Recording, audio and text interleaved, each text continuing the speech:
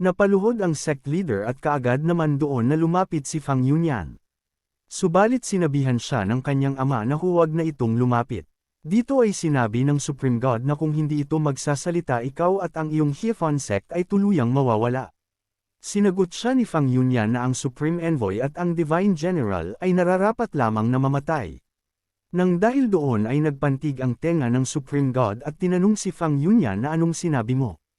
Dito ay walang takot na sinabi ni Fang Yunyan itinuring ng Divine General at ni Supreme Envoy ang lahi ng tao na parang mga hayop at alipin at pinapatay nila kami kahit kailan nila gusto kaya naman ay nararapat lamang silang mamatay.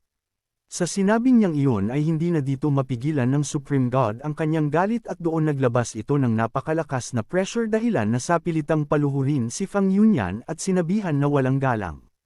Dito ay sinabi niyang 1,000 taon na ang nakalipas mula noong bumaba ako sa daigdig na ito at hindi ko inaasahan na ang mga katulad ninyong langgam ay mga ngahas na kumontra sa isang God, ang mga tao ay mga hayop at alipin lamang kaya hindi ba't ganoon naman talaga dapat.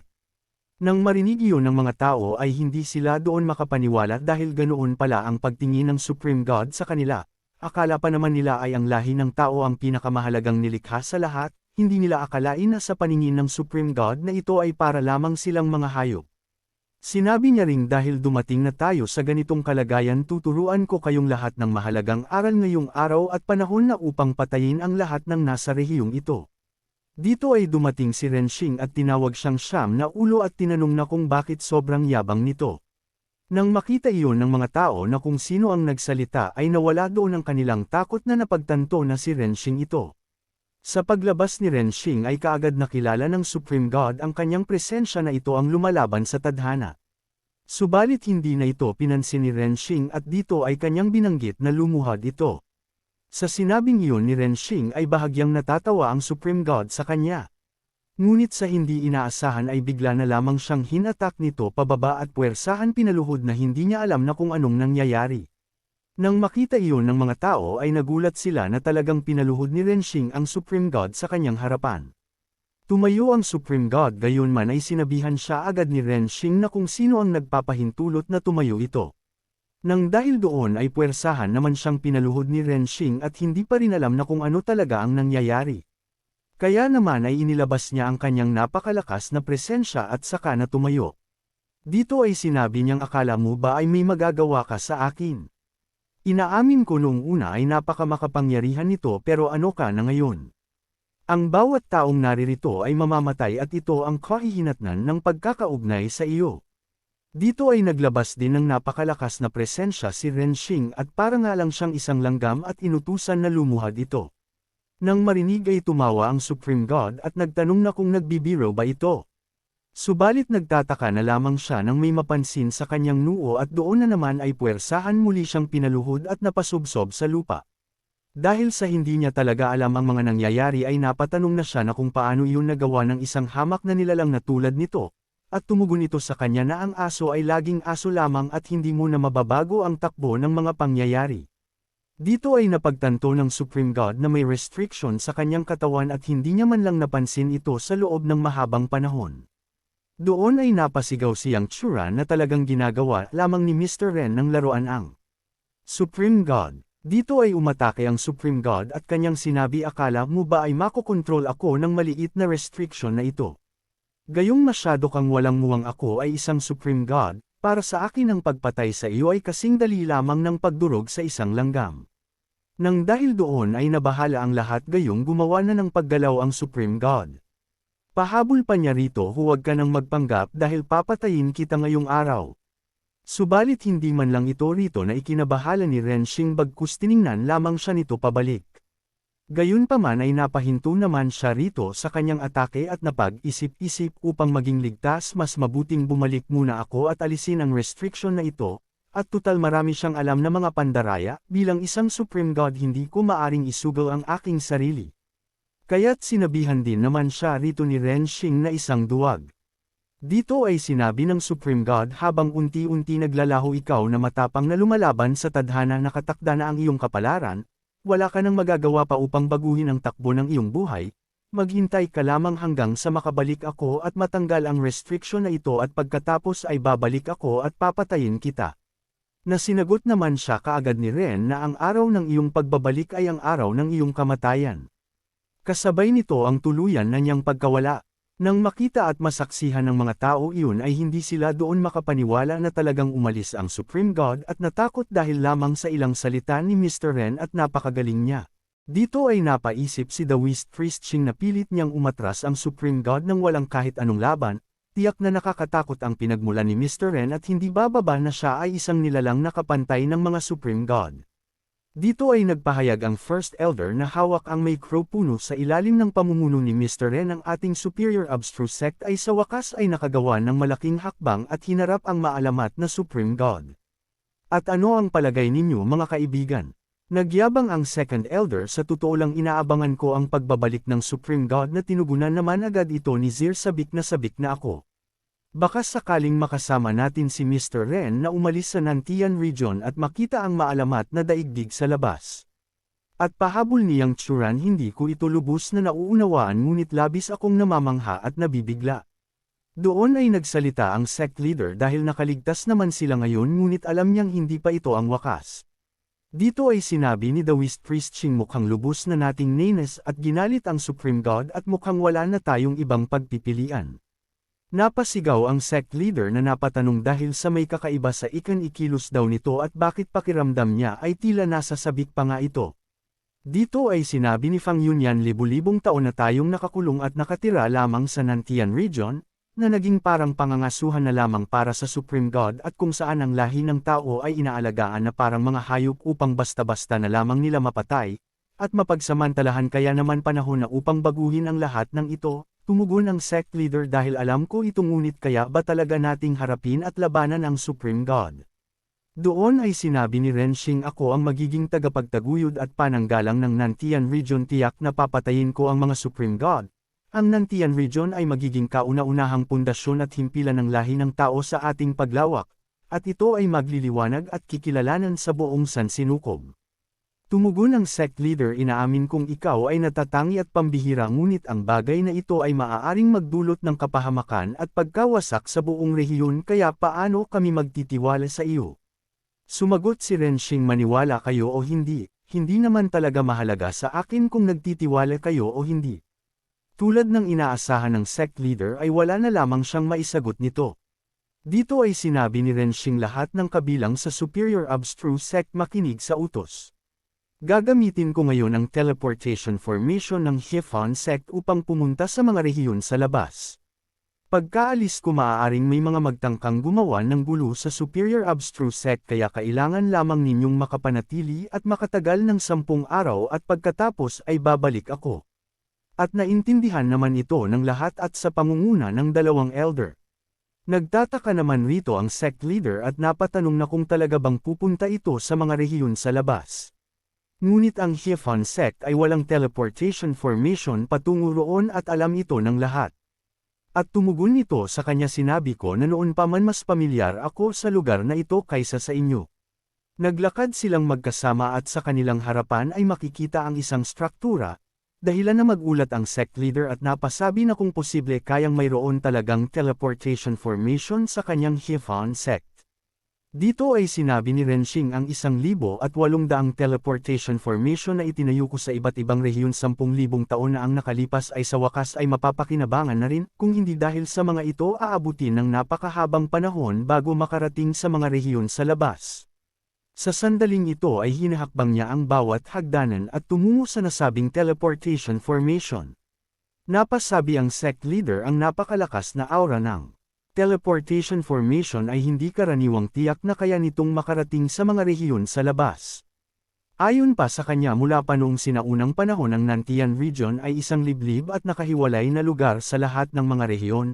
Ang paglalakbay patungo sa mga rehiyon sa labas ay mahaba at puno ng hirap at pagsubok, kahit ang mga dakilang tagapagsanay ay bihirang makipagsapalaran sa mahabang paglalakbay na iyon. Si Fairy Bai Yun na nagtungo sa banal na lupain upang magsanay ilang araw na ang nakalipas, ay naglakbay ng mag-isa, walang nakakaalam kung gaano karaming panganib ang kanyang makakaharap sa daan. Subalit nagulat na lamang siya nang biglang dumaan si Fang Yunyan sa gilid at nanghuhulugan lamang iyon na gusto ito na sumama kay Ren Xing. Gaya ng inaasahan ay sumunod nga doon si Fang Yunyan kaya naman napatanong ang kanyang ama na saan ito pupunta. Tumugon ito sasama ako kay Mr. Ren upang makita ang daigdig sa labas. Nabahala ang sect leader ang daigdig ba sa labas ay lugar na basta-basta mo na lamang mapupuntahan. Hindi natin alam kung saan patungo ang teleportation formation na ito. Hindi natin alam kung anong mga panganib ang naghihintay doon. At tumugon nito malalaman ko rin kapag nakarating at nakita ko na ito mismo. Kasunod noon ang kanilang pagkawala at hindi na nga napigilan ng sect leader ang kanyang anak. Napasabi si Daoist Priest Xing sa gulat na talagang gumana ang teleportation formation at mukhang si Mr. Ren lamang ang may kakayahang buhayin at gamitin ito. Dito ay sinabi ng sect leader may mga sabi-sabi na ang mga tagapagsanay sa mga rehiyon sa labas ay labis na makapangyarihan at sagana roon ang mga mababanggas na hayop at demonyo, paano kung makatagpo sila at mapahamak si Fang Yunyan? Tinugunan nito ni Daoist Priest Xing hindi ninyo kailangang mag-alala, hanggat kasama niya si Mr. Ren tiyak na magiging ligtas siya. Bukod pa rito sa pagpunta ni Fang Yunyan makikita at malalaman din niya ang tunay na kalagayan sa mga rehiyon sa labas, kung sakaling hindi natin maprotektahan at mapanatili ang rehiyon ng Nantian, kahit paano ay mayroon na tayong paraan upang makatakas. Sa labas ng Nantian region ay naririto ang dalawa naglalakad sa malawak na daan at dito ay napatanong si Fang Yunyan na kung saan naman sila pupunta. Tumugon nito sa kanya sa Divine Tune region, 6 na taong liwanag ang layo mula sa rehiyon ng Nantian. Nagulat si Fang Yunyan na basa ko sa mga talaan na ang mga dakilang tagapagsanay ay gumagamit ng taong liwanag bilang sukat ng distansya kapag naglalakbay sa pagitan ng mga rehiyon. Ang isang taong liwanag ay katumbas ng 9 trilyong kilometro. Maraming tagapagsanay ang hindi na-correlating sa ganoong kalayong lugar sa buong buhay nila, hindi ako makapaniwalang nakarating at nakalipat tayo sa ganito kalayong dako. Napatanong muli si Fang Yunyan gayong isa lamang itong maliit na nayon at ano naman ang gagawin niyo rito. Tumugon nito sa kanya na maghuhukay at maghahanap ng kayamanan sa mga libingan. Na kanya namang ikinagulat at napatanong na kung may malaking libingan ba rito. Napakapatag ng lupain sa paligid at wala man lang itong senyales na mayroong malaking libingan dito. Tumugon nito sa kanya paano makikita at mapapansin ng karaniwang tao ang isang tunay na dakilang libingan. Kailangan munang hanapin ang natatanging anyo ng kalikasan at malaman ang mga lihim ng enerhiyang yin at yang upang ito ay lumitaw at makita. Samantala sa kanilang harapan ay isang lalaki ang sumalobong sa kanila at nakilala na galing ang dalawa sa malayong dako. Hindi naman ito na itinanggi ni Ren Xing dito ay sinabi ng lalaki dahil hindi naman pala kayo mga panauhin, maupo na kayo rito at uminom kayo ng malamig na tsaa at magpahinga muna. Nagtanong si Ren Xing na kung ilang tao na lamang ang natitira sa Tianxi region tumugon ang lalaki 73 tao na lamang. Dito ay sinabi ni Ren Xing na hanap na ba ang kambing ni Li Kaimei. Tumugon nito naghahanap pa rin siya, mahirap ang kanyang kapalaran at ngayon ay nawala pa ang nag-iisang kambing ng kanilang pamilya. Sa narinig ni Fang Yunyan nagtataka siya na kung ano ba ang pinag-uusapan ninyong dalawa. Parang kakaiba at nakakagulat naman. At sinabihan lang naman siya ni Ren Xing inumin mo na lang ang iyong tsaa at oras na upang umalis tayo. Dito ay hiningi ni Ren Xing ang bill ng kanilang ininom. Tumugon nito 1,000 spirit stone at yun na ang kabuuan.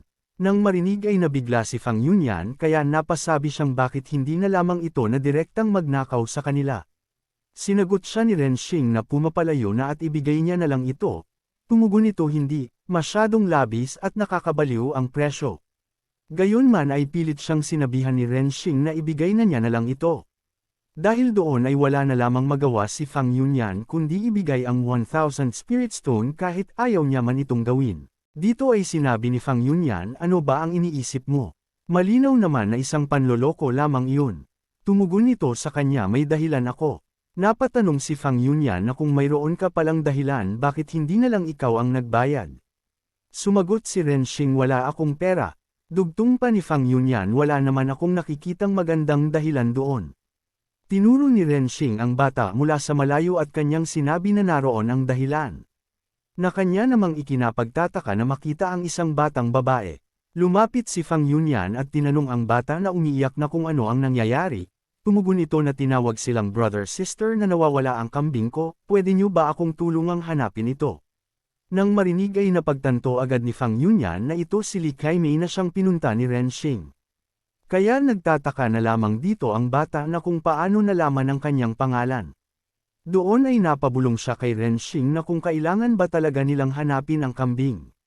At tumugon ito sa kanya ito ang mismong dahilan kung bakit umiiral ang nayong ito.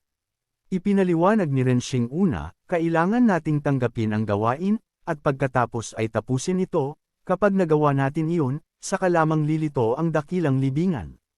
Ito ang paraan upang makakonekta tayo sa mga banal na lihim ng yin at yang. Sumagot si Fang Yunyan na iintindihan ko na.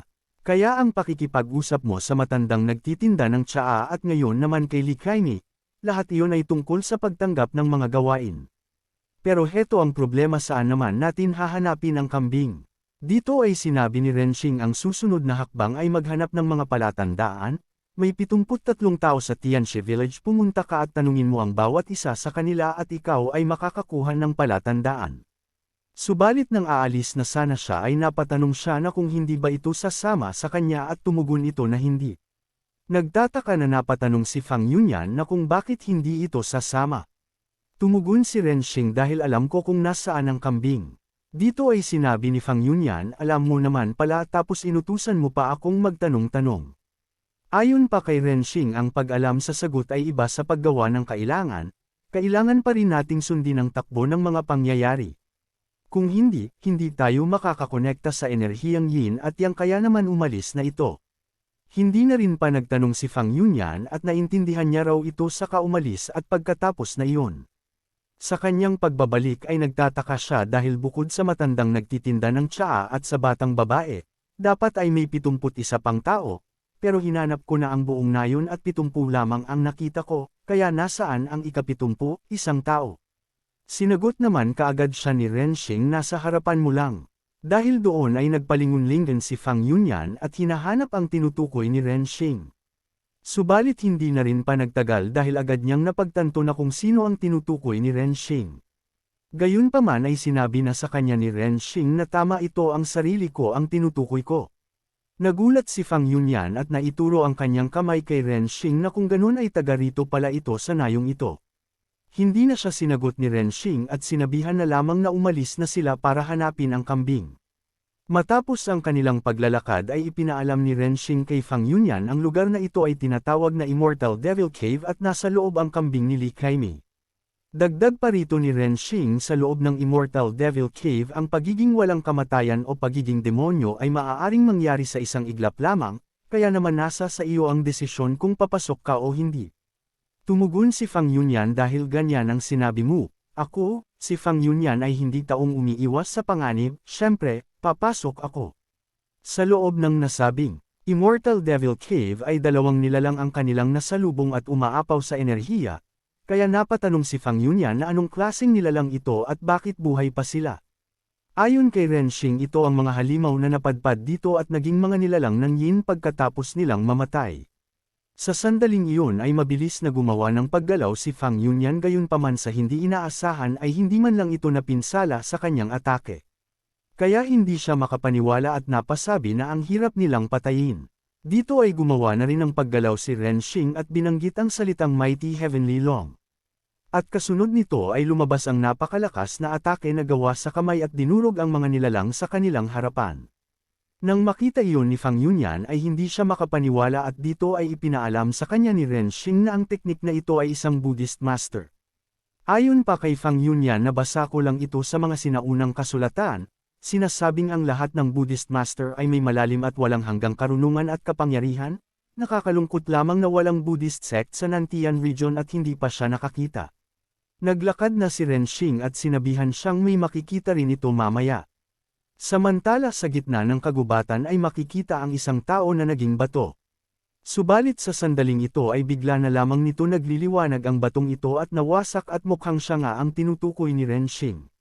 Sa kanyang paggising ay kanyang nasabi ang Mighty Heavenly Long ay dumating na at mukhang si Renshing rin ang kanyang tinutukoy dito. Dito ay sinabi niyang lahat ng batas at anyo ay walang laman, ngunit ang sanhi at bunga ay hindi nawawala. Ang mga pangyayari sa daigdig ay walang hanggang pagbabago, bawat isa ay nakatali sa isa't isa. ang dating maunlad at dakilang kabisera ay isa na ngayong tiwangwang na kagubatan, daigdig ng mga tao ay walang iba kundi mga tuyong buto, isang pangarap na tumagal ng 10,000 taon. At saka umalis dagdag niya pa rito siya ay malayang nagwagi at ako ay nakabalik na at ito daw ay napakaganda. Samantala dito ay hindi pa rin mapatay-patay ni Fang Yunyan ang mga nilalang na may mga yin kaya sinabi niyang si Renxing na ang bahala sa mga ito, subalit para kay Renxing hindi niya pwedeng ilabas ang tunay niyang lakas, at napaisip sa nakaraang buhay ko pinag-aralan ko ang Immortal Devil Cave ang lugar na ito ay kakaibang puno ng hiwaga at malamang ay may napakalalim ito na pinagmulan, upang hindi niya matukoy ang aking enerhiya at mas mapadali ang kanilang paggalugad mas mabuting huwag muna akong gumamit ng kahit anong bahagi ng aking kapangyarihan, naglabas ng enerhiya sa kamay si Renxing kaya nagtanong si Fang Yunyan na kung anong ginagawa nito. Gayunpaman sinabihan siya ni Renxing huwag itong mag-alala gayong ituturo niya dito ang 24-form chaos. Kasunod nito ay inilapat ni Renxing ang kanyang daliri sa noo ni Fang Yunyan upang ituro sa kanyang ang nasabing 24-form chaos at pagkatapos ay tinanong siya ni Renxing na kung natutunan na ba nito tumugon si Fang Yunyan na oo. Dito ay sinabi ni Fang Yunyan, seryoso ka ba? Anong klaseng teknik ito? Totoo na simple at madali itong matutunan pero sa bawat anyong gagamitin mo ito ay tumatanda ka ng 1 taon at nababawasan ang iyong buhay ng 1 taon, kaya naman ano ba ito? Tinanong siya ni Renxing na kung may problema ba? Sumagot si Fang Yunyan oo malaking problema, magiging matandang dalaga na ako pagkatapos kong labanan ang mga halimaw na ito, gayunpaman ay sinabihan lamang siya ni Renxing na ituloy lang nito hindi naman ito magiging matanda, idiniin ni Fang Yunyan na hindi niya ito gagawin dito ay sinabi ni Renxing kung ganoon wala na tayong ibang pagpipilian, ako ay hindi mamamatay, pero ikaw ay mahihirapang mabuhay, mula sa malayo ay nagsidatingan ang mga nilalang at sa sandaling ito ay mabilis ito napapasugod kay Fang Yunyan. Dahil sa walang ng pagpipilian dito ay inihanda niya na ang 24-form chaos at kanyang sinabi na sana hindi na lang siya sumama dito. Kasunod nito ay pinakawalan niya ang first form wind cloud surge at doon isang napakalakas na atake ang tumama sa mga nilalang at dinurog ang mga ito.